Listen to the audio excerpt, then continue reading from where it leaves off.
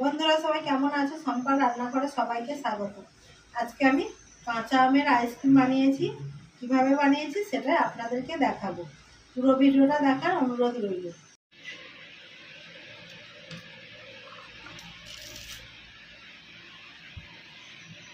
আম কেটে নিচ্ছি।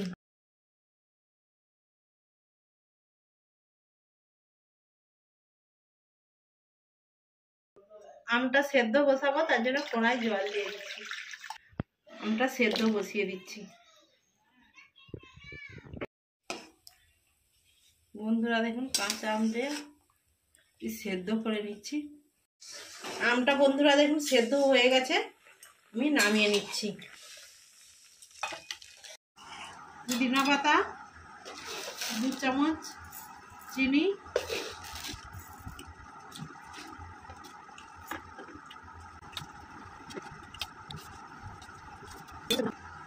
সেদ্ধ করা আম দিয়ে দিচ্ছি।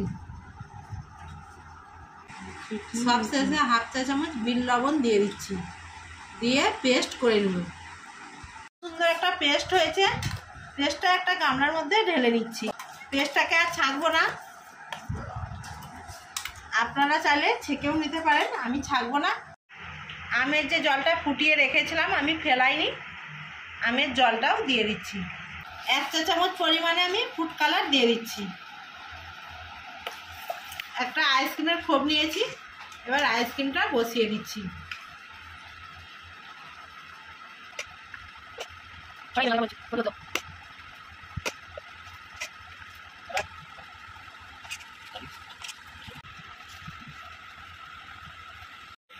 আমি সবগুলো আইসক্রিম বসিয়ে নিয়েছি। এবার আমি ডিপ ফ্রিজে রেখে দেবো 10 থেকে 12 ঘন্টা।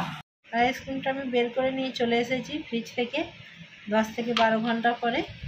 এবার কাঁচা আমের আইসক্রিমটা কেমন হয়েছে আপনাদেরকে দেখাচ্ছি।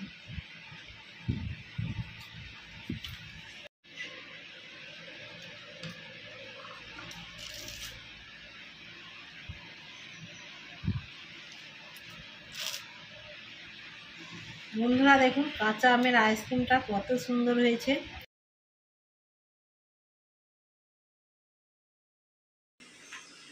বন্ধুরা, আইসক্রিমটা টক মিষ্টি, খেতে খুব সুন্দর হয়েছে এবং পুদিনা পাতা দিয়েছিলাম, সেই জন্য একটা গন্ধটা খুব সুন্দর বেরিয়েছে। আপনারাও বাড়িতে এই টক মিষ্টি আইসক্রিমটা তৈরি করবেন।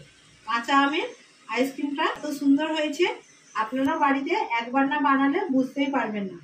আমার ভিডিও যদি আপনাদের ভালো লেগে থাকে, বেশি বেশি করে লাইক, কমেন্ট এবং সাবস্ক্রাইব করে আমার পাশে থাকবেন।